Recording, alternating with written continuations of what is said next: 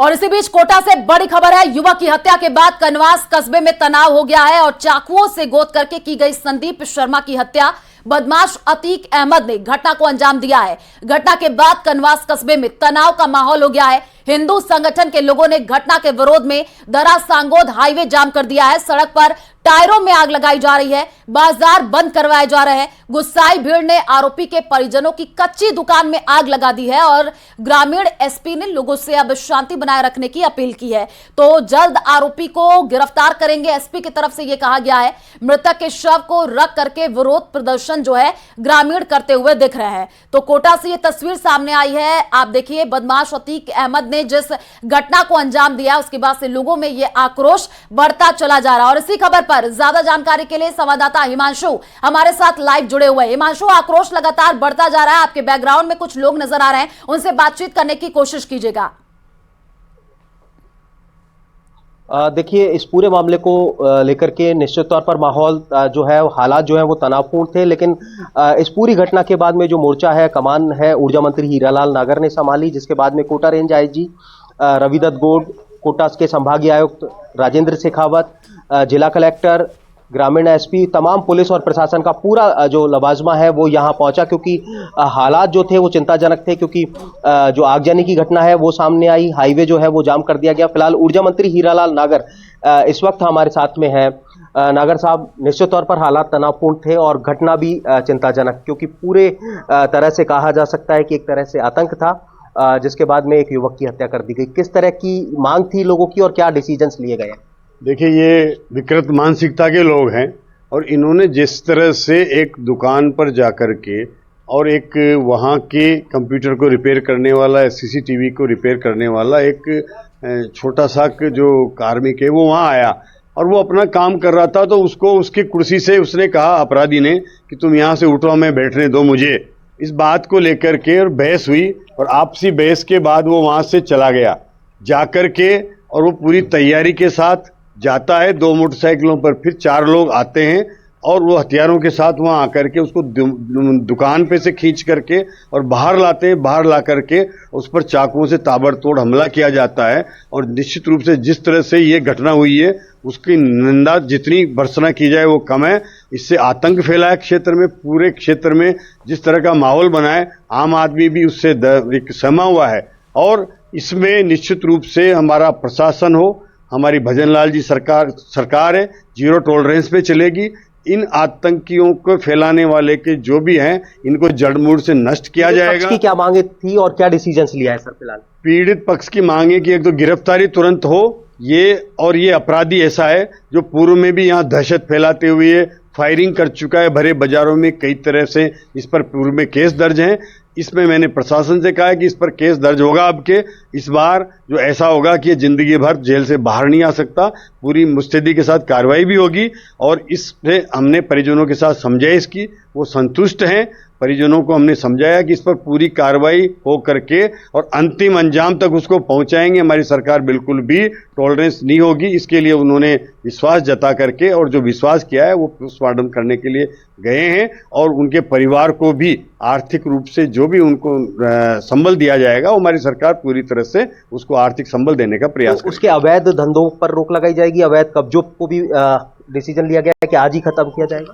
जिस तरह से इन अपराधियों ने अवैध कब्जे करके, अवैध कारोबार करके, अवैध चाहे वो खनन करके और ये जो काम करते हैं, इनके खिलाफ कार्रवाई भी की जाएगी और ऐसे लोगों को बख्शा भी नहीं जाएगा। बिल्कुल उसको पूरी कार्रवाई करके और उनके आर्थिक रूप से कमर भी तोड़ी जाएगी, क्योंकि ये अपराध भी करते हैं, अवैध कारोबार भी करते हैं और फिर आमजन में दहशत भी पैदा करते हैं। किसी कीमत पर इसको बर्दाश्त नहीं किया जाएगा। तो किसी भी सूरत में यह आतंक बर्दाश्त नहीं किया जाएगा। कोटा रेंज आईजी, कोटा के संभागीय आयुक्त, डिविजनल कमिश्नर राजेंद्र शेखावत साहब भी हैं। सर, निश्चित तौर पर हालात तनावपूर्ण थे, लेकिन चीजों को कंट्रोल मोड पर लाया गया है। क्या डिसीजंस लिए गए हैं फिलहाल? स्थिति नियंत्रण में है और जो इनकी मांगे थी कि अपराधी को गिरफ्तार किया जाए और जो अतिक्रमण कर रहे हैं या गैर कानूनी कार्रवाई कर रहे हैं, इनके खिलाफ एक्शन लिया जाए, तो ये एक्शन प्रशासन और पुलिस दोनों मिलकर टाइम पे लेंगे। और अभी पोस्टमार्टम के लिए एग्री हो गए हैं। उनको जो बेनिफिट सामाजिक सुरक्षा योजनाओं के देने या मुआवजे के देने, उस पर भी यहाँ बात हो गई उनसे। और जो सरकार की तरफ से हम दे सकते हैं उनको मदद करेंगे। सर किस तरह का एक्शन प्लान तैयार किया गया है इस पूरी घटना के बाद में आरोपी को? सबसे पहली प्रायोरिटी तो हमारी रहेगी कि मुलजिम अरेस्ट हो, जितने भी अपराधी इसमें थे सारे अरेस्ट हो और उनको कड़ी से कड़ी सजा मिले। इस हिसाब से हम अनुसंधान करेंगे इस केस में। इसके अलावा कस्बे में जो भी अराजक तत्व है, अवैध कारोबार करते हैं, अवैध जमीनों पर कब्जे करते हैं, उनके खिलाफ त्वरित एक्शन लिया जाएगा और सख्त एक्शन लिया जाएगा। फिलहाल कहा जा सकता है सिचुएशन पूरी तरह से अंडर कंट्रोल है। सिचुएशन पूरी तरह से अंडर कंट्रोल है और कस्बे में एक्स्ट्रा जाब्ता बुला लिया गया। बहुत बहुत शुक्रिया। तो कोटा रेंज आईजी रविदत्त गौड़ साहब बात कर रहे थे, संभागीय आयुक्त जो है राजेंद्र शेखावत बात कर रहे थे, ऊर्जा मंत्री हीरालाल नागर। यानी कि पूरी तरह से कहा जा सकता है कि जो हालात तनावपूर्ण थे फिलहाल उनको कंट्रोल कर दिया गया है, लेकिन इन सब के बीच में डिसीजंस यही लिए गए हैं कि इस तरह का कोई भी अराजक तत्व है, कोई भी आपराधिक शख्स है, उसके ऊपर शिकंजा कसा जाएगा। इसके साथ मेजर डिसीजन से यह लिया गया है कि जो आरोपी अतीक अहमद है उसके अवैध धंधों को खत्म किया जाएगा, उसके अवैध कब्जों पर जो है वो सरकारी बुलडोजर है वो चलेगा। और इन सबके बीच एक बड़ा एक्शन प्लान तैयार किया गया है कि आरोपी अतीक अहमद को एक टारगेट के साथ में जल्द से जल्द गिरफ्तार किया जाएगा। इसको लेकर के कई स्पेशल टीम्स जो है वो बनाई गई हैं और फिलहाल जो कहा जा सकता है कि एक्स्ट्रा जाब्ता कोटा के पुलिस लाइन से बुलाया गया है। पूरा पुलिस और प्रशासन का जो लवाजमा है वो यहां पर है, लेकिन इन सबके बीच में बड़ी खबर यही कि आरोपी अतीक अहमद के जो अवैध जो काले काम है उन पर रोक लगाने के साथ में अवैध जो कब्जे हैं उन पर जो जेसीबी बुलडोजर है वो यहां पर चलता हुआ नजर आएगा। और इन सब के बीच में बड़ा एक्शन प्लान की जल्द से जल्द आरोपी की जो गिरफ्तारी है वो की जाएगी। और इन सब के बीच में परिवार से सहमति बन गई है, जो तमाम सरकारी योजनाएं हैं उनका जो लाभ है वो पहुंचाया जाए, क्योंकि ये मामला मुख्यमंत्री तक भी पहुंचा है। ऊर्जा मंत्री हीरालाल नागर ने हमसे बात की तो उन्होंने बताया कि ये पूरा मामला सीएम तक पहुंचा और ऐसे में इस पूरे मामले में जो उचित मुआवजा है वो पीड़ित परिवार को, पीड़ित पक्ष को दिया जाएगा। इन सबके बीच में तमाम सरकारी जो लाभ है वो उस पीड़ित पक्ष तक पहुंचाए जाएंगे। लेकिन निश्चित तौर पर कहा जा सकता है कि ऐसी घटनाओं को अंजाम देने वाले अराजक तत्व, आरोपी, इस तरह का आतंक मचाने वालों को किसी भी सूरत में बर्दाश्त नहीं किया जाएगा। और अतीक अहमद के जो साथी हैं उनको भी आइडेंटिफाई किया जा रहा है। यहां पर इस तरह के जो क्रिमिनल बैकग्राउंड के जो और लोग हैं उनको भी आइडेंटिफाई किया जा रहा है। यानी कि पूरी तरह से इस तरह के अराजक तत्वों पर जो नकेल है वो कसने की घटना के बाद में तैयारी की गई है। हीरालाल नागर ने साफ तौर पर यह कहा है कि सख्त से सख्त जो कार्रवाई है वो की जाएगी। उन्होंने घटना की निंदा भी की है। न्यूज 18 राजस्थान पर जब वो बातचीत कर रहे थे उन्होंने साफ तौर पर यह कहा है कि जो भी उसके द्वारा अवैध काम किए जा रहे हैं बुलडोजर से वो भी ध्वस्त किया जाएगा। हिमांशु, लेकिन सवाल यह उठ रहा है कि अभी तक क्या कुछ इनपुट पुलिस को मिले हैं, कैसे कार्रवाई आगे बढ़ रही है? क्योंकि अभी भी जो आरोपी है वो तो फरार है, फोन ट्रेस किया जा रहा है, क्या वो कहां पर रहता है, क्या उसको जाकर के खंगालने की कोशिश की गई है, क्या कुछ अपडेट इस मामले में? देखिए पूरा की पूरा इसको लेकर के एक एक्शन प्लान तैयार किया गया। जैसा मैंने बताया कि जो पूरा इलाका है उसे राउंड अप किया जा रहा है। जो पूरे इलाकों में जितने भी जो मुख्य मार्ग है उन पर नाकेबंदी कर दी गई है। हर आने जाने वाली जो गाड़ियां हैं उनको चेक किया जा रहा है। आरोपी का जो मोबाइल जो लास्ट लोकेशन है उससे जो है वो तथ्य जुटाए जा रहे हैं, किन किन लोगों के संपर्क में था उन तक पहुंचा जा रहा है। और इन सबके बीच में आरोपी अतीक अहमद के जो नजदीकी कनेक्टेड लोग हैं उनको भी पुलिस फिलहाल जो राउंड अप करके उनसे पूछताछ कर रही है ताकि आरोपी तक पहुंचा जा सके। जहां पर खुद ऊर्जा मंत्री पहुंचे और उन्होंने आश्वासन भी दिया है कि जल्द से जल्द कार्रवाई की जाएगी और आरोपी को पकड़ा जाएगा। आप नजर बना करके रखिए, आगे भी आपसे अपडेट लेंगे। फिलहाल शुक्रिया तमाम जानकारी साझा करने के लिए। और चलिए रुक करते हैं अगली खबर की ओर। राजपूतों का अपमान, सियासी घमासान, विवादित बयानों के लिए अक्सर सुर्खियों में रहने वाले नागौर से आरएलपी सांसद हनुमान बेनीवाल का एक और विवादित बयान सामने आया है। 2 दिन पहले यानी 15 मई को जयपुर में दिए एक बयान पर खासा घमासान मचा हुआ है। यह रिपोर्ट देखिए। बेनीवाल का बयान मच गया घमासान, बीजेपी ने बताया राजस्थान का अपमान। कांग्रेस की नसीहत, इतिहास पढ़कर खोलें जुबान, इतिहास बहाना, सियासत निशाना। राष्ट्रीय लोकतांत्रिक पार्टी के सुप्रीमो हनुमान बेनीवाल के एक बयान से करणी सेना में आक्रोश है। बेनीवाल ने राजस्थान के राजा रजवाड़ों पर कुछ आपत्तिजनक टिप्पणियां की थी, जिस पर करणी सेना ने सांसद को मुंहतोड़ जवाब देने की धमकी दी है और अपने सैनिकों को तैयार रहने को कहा है। हमारे पूर्वजों एवं छत्राणियों पर एक बार फिर अभद्र टिप्पणी की गई है और वो भी जननायक द्वारा। राजस्थान के सांसद हनुमान बेनीवाल द्वारा यह अभद्र टिप्पणी की गई है। शीघ्र ही घोषणा की जाएगी, इसे मुंह तोड़ जवाब देने की तैयार है सभी करनी सैनिक। बेनीवाल के बयान पर बीजेपी प्रदेश प्रभारी राधा मोहन दास अग्रवाल ने ट्वीट किया।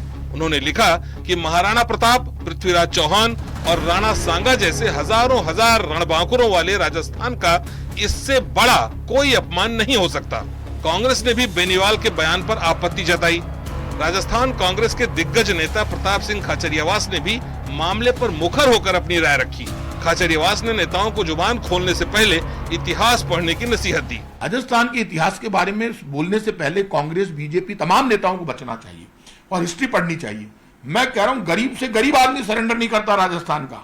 आप राजा की बात कर रहे हो, यहाँ का इतिहास तो इतना स्पेशल रहा है कि यहाँ के राजाओं का तो दबदबा रहा है। चाहे वो महाराणा प्रताप रहे हो, चाहे राणा सांगा रहे हो, चाहे वो राजा मानसिंह रहे हो, चाहे महाराजा सूरजमल रहे हो, ये सब मिलकर इन्होंने जो अपने टाइम पे जो काम किया, इसलिए हमें बचना चाहिए। सरेंडर यहाँ के राजाओं ने कभी नहीं सीखा। अब वो बयान सुनिए जिस पर मचा बवाल थमने का नाम नहीं ले रहा। एक मीडिया हाउस से बात करते हुए नागौर के सांसद हनुमान बेनीवाल ने कहा था कि राजस्थान के इतिहास में ज्यादा लड़ाइयां नहीं लड़ी गईं। उन्होंने कहा कि लड़ने वालों में एक दो लोगों का ही नाम होगा। उन्होंने महाराजा सूरजमल और एक दो लोगों को छोड़कर किसी और के लड़ाई लड़ने की बात से इनकार किया। राजस्थान के इतिहास में लड़ाइयाँ लड़ी नहीं लोगों ने, एक दो लोगों का कोई नाम होगा, मुझे नहीं लगता कोई लड़ाई लड़ी है राजस्थान के लोगों ने। महाराज सूरजमल को छोड़ दें, ये एक दो लोगों को छोड़ दें तो लड़ाई नहीं लड़ी। यहाँ सेटलमेंट हुए, एडजस्टमेंट हुए। शादी करने 70 किलोमीटर जब सेना आती थी ना मुगलों की, तो 70 किलोमीटर पहले चले जाते थे। बोले यहाँ मत आना, बेटी लेके वहीं आ रहे हैं, वहीं रुक जाओ, बच्ची देने आ रहे हैं, दे देते थे। संबंध स्थापित किए, राज के मजे लिए। बहुत से किस्से है राजस्थान के, याद नहीं क्या? आप पढ़ो ना हिस्ट्री, आप भी तो पढ़ रहे हो। हनुमान बेनीवाल की छवि जमीन से जुड़े नेता की रही है। वो जनता के मुद्दों को जोर शोर से उठाते रहे हैं, जनता के हित की लड़ाई लड़ते रहे हैं। ऐसे में सवाल उठ रहे हैं कि सियासी समर में मिल रही हार ने तो बेनीवाल को जाति विशेष पर प्रहार के लिए नहीं उकसाया। अगर ऐसा है तब भी राजनीतिक उद्देश्यों के लिए इतिहास का उपयोग कहां तक जायज ठहराया जा सकता है? Bureau report, news 18 Rajasthan. केंद्रीय संस्कृति एवं पर्यटन मंत्री गजेंद्र सिंह शेखावत ने दो टूक कहा कि भारतीय सेना के सटीक जवाब के कारण पाकिस्तान ने सीज फायर का आग्रह किया। उन्होंने कहा कि विश्व भर में जो लोग साल 2014 से पहले की परिस्थितियों के चलते हुए भारत को एक कमजोर देश मानते थे, उन्होंने भी भारत की सैन्य क्षमता और सैनिकों की शक्ति को पहचाना है। रविवार को तिरंगा यात्रा के लिए पहुंचे शेखावत ने कहा कि पहलगाम की दर्दनाक घटना के बाद प्रधानमंत्री का संदेश था, इस दुर्दांत आतंक घटना के पीछे खड़े हर व्यक्ति को कल्पना से परे सजा मिलेगी।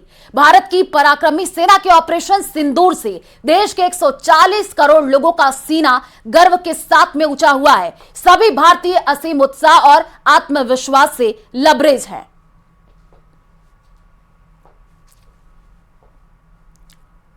जिस तरह से माननीय प्रधानमंत्री जी का संदेश कि इस दुर्दांत आतंककारी घटना के पीछे खड़े हर व्यक्ति को कल्पनातीत सजा मिलेगी और फिर भारत की पराक्रमी सेना द्वारा किया गया ऑपरेशन सिंदूर निश्चित रूप से देश के 140 करोड़ लोगों का सीना गर्व के साथ में ऊंचा हुआ, मस्तक ऊंचा हुआ है और देश के सभी लोगों ने जाति, भाषा, वर्ग और क्षेत्र, अपनी राजनीतिक मान्यताओं और प्रतिबद्धताओं, इन सब से ऊपर उठ करके देश की सेना के प्रति अपना सम्मान व्यक्त किया। और इसी बीच जोधपुर से बड़ी खबर है। ऑपरेशन सिंदूर की सफलता पर तिरंगा यात्रा जालोरी गेट से घंटाघर तक तिरंगा यात्रा निकली है। तिरंगा यात्रा में गजेंद्र सिंह शेखावत ने शिरकत की है। भाजपा प्रदेश अध्यक्ष मदन राठौड़ भी मौजूद रहे। कैबिनेट मंत्री जोगाराम पटेल भी यात्रा में मौजूद, साथ ही साथ भाजपा नेता ज्योति मिर्धा, मेघराज लोहिया ने भी शिरकत की है। युवाओं में भी गजब का जोश और जुनून दिख रहा है। जोधपुर से यह तस्वीर आपको दिखा रहा है। ऑपरेशन सिंदूर जो कामयाब रहा, उसके बाद से आप देखिए कि कैसे तिरंगा यात्रा जो है निकाली जा रही है। भाजपा प्रदेशाध्यक्ष मदन राठौड़ भी इसमें मौजूद रहे। युवाओं में गजब का उत्साह देखने को मिल रहा है। कैबिनेट मंत्री जोगाराम पटेल भी यात्रा में मौजूद रहे। तस्वीर भी हम आपको दिखा रहे हैं। आप देखिए कैसे बड़ी संख्या में लोग इस तिरंगा यात्रा में शामिल होते हुए नजर आए और लोगों के हाथों में यह तिरंगा है। युवाओं में भी गजब का जोश देखने को मिला है। तिरंगा यात्रा में गजेंद्र सिंह शेखावत ने शिरकत की, साथ ही साथ भाजपा प्रदेश अध्यक्ष मदन राठौड़ मौजूद रहे और कैबिनेट मंत्री जोगाराम पटेल भी यात्रा में मौजूद रहे। जोधपुर की यह तस्वीर स्क्रीन पर ऑपरेशन सिंदूर की सफलता पर यह तिरंगा यात्रा जोधपुर में निकाली गई।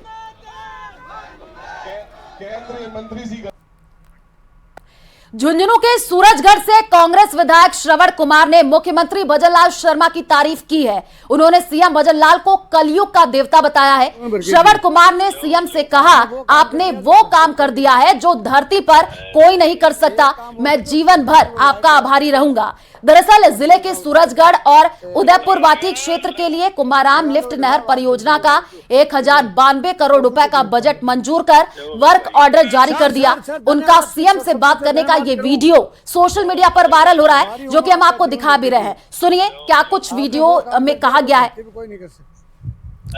सर धन्यवाद, किस सब कुछ धन्यवाद करूं। क्या बात है मेरे भाई, आभारी हूं मैं आपका जीवन भर के लिए।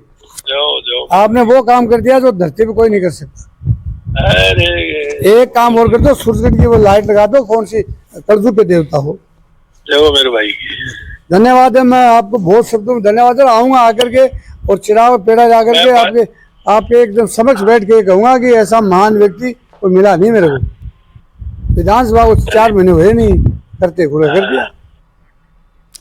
बांसवाड़ा में बीएपी बागीदौरा विधायक जयकृष्ण पटेल के निलंबन की मांग को लेकर भाजपा कार्यालय पर भाजपा कार्यकर्ताओं ने उग्र प्रदर्शन किया। आपको बता दें कि बागीदौरा से बीएपी विधायक जयकृष्ण पटेल को भ्रष्टाचार निरोधक ब्यूरो ने 4 मई को 20 लाख रुपए की रिश्वत लेते रंगे हाथों पकड़ा।